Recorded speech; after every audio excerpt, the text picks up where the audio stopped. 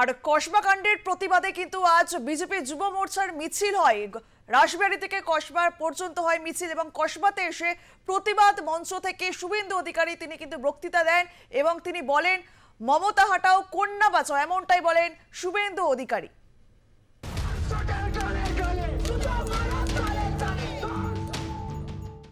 দেখো আর অল্প কিছু সময়ের মধ্যেই কিন্তু এই মিছিল রাসবিহারী মোড় থেকে শুরু হয়ে একেবারে কসবা একেবারে ল কলেজ ঘটনাস্থল পর্যন্ত কিন্তু হওয়ার কথা রয়েছে। ইতিমধ্যেই একেবারে বিজেপির স্লোগানে মুখরিত হয়ে রয়েছে। আরজি কর থেকে কসবা একের পর এক ধর্ষণের ঘটনা ঘটছে।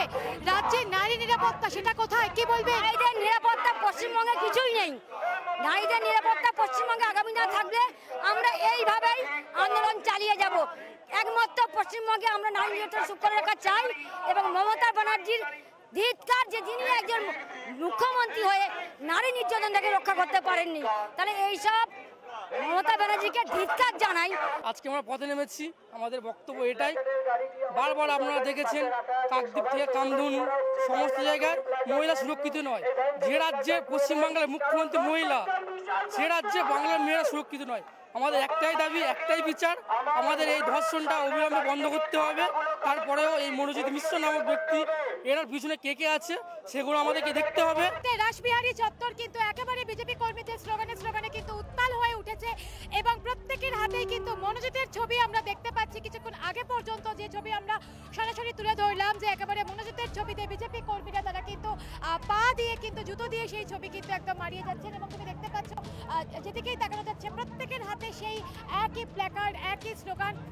একেবারে রাসবিহারী চত্বর স্লোগানে কিন্তু উত্তাল। প্রচুর মহিলার হাতে আমরা ঝাঁটা দেখতে পাচ্ছি, অর্থাৎ মানুষের ক্ষোভ কোন জায়গায় গিয়ে পৌঁছেছে এবং সেই কারণে কিন্তু তারা আজকে ঝাঁটা হাতে রাস্তায় নেমেছেন।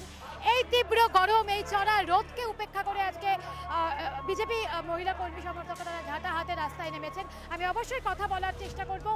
জানি যে কসবার গণধর্ষণ কাণ্ডে বিচার চাওয়ার জন্য আপনারা বিজেপির পক্ষ থেকে এই মিছিলে অংশগ্রহণ করছেন, হাতে ঝাঁটা দেখছি, এই ঝাঁটা কেন? মনোজিতের উদ্দেশ্যে? নিশ্চয়ই আমরা ঝেঁটিয়ে এই সরকার বিদায় করতে চাই, তাই জন্য আমাদের হাতে ঝাঁটা। আমাদের সবাইকার বাড়িতে মেয়ে আছে, বোন আছে, এইভাবে বারবার যে এই গণধর্ষণ হচ্ছে এই জন্যেই আমরা ঝাঁটিয়ে যাতে এই সরকার বিদায় হয়, তাই জন্যেই সেই প্রতীক হিসেবে আমরা এই ঝাঁটাটা ধরেছি। কিন্তু একটা বিষয় আপনাদের ক্ষোভের জায়গা অবশ্যই রয়েছে। আমরা আরজি কর থেকে কসবা, আরজি করের 1 বছরও হয়নি, তার মধ্যেই কসবা গণধর্ষণ কাণ্ড। আপনারা বলছেন যে মুখ্যমন্ত্রী মমতা বন্দ্যোপাধ্যায়কে সরিয়ে দিলেই বাংলায় ধর্ষণ বন্ধ হবে, কিন্তু দেখা যাচ্ছে বিজেপি শাসিত যে সমস্ত রাজ্যগুলো রয়েছে সেখানেও তো ধর্ষণ হয়। সেক্ষেত্রে হয়, কিন্তু দোষীরা শাস্তি পায়। এ দেশে দোষীরা শাস্তি পায় না এ রাজ্যে, সেই জন্যই আমরা এই ঝাঁটাটা ধরেছি। জেহাদি আইপ্যাক ছাপ্পা কিছু কেউ বাঁচাতে পারে। কাঁপছে মমতা বন্দ্যোপাধ্যায়, থরথর করে কাঁপছে। ভাইপোর বাড়ির ইটগুলো খুলবে পাবলিক। 26 সালে ভাইপোর বাড়ি ওই যে তোলাতে কয়লার টাকায় বাড়ি, ইটগুলো খুলবে। তাই আজকে যখন কোর্টের এই আজকের মিছিল, এই ধর্ষকদের বিরুদ্ধে মিছিল, গণধর্ষণের বিরুদ্ধে মিছিল, কসবা কাণ্ডের বিরুদ্ধে মিছিল, তো সেই মিছিলেও পর্যন্ত আজকে বাধা সৃষ্টি করেছে এবং কোর্টের অর্ডার থাকা সত্ত্বেও সেখানেও আটকাবার চেষ্টা করেছে এবং সম্মানীয় কোর্টের যখন দ্বারস্থ হয়েছি সেখানে রাজ্য পুলিশ প্রশাসনের কোনো যুক্তি নেই।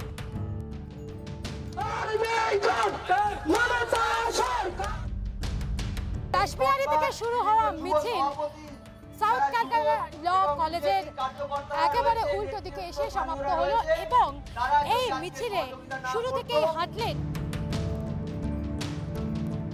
ক্যামেরায় সুব্রত মান্নার সঙ্গে সায়ন্তিকা বন্দ্যোপাধ্যায়, আজ নিউজ।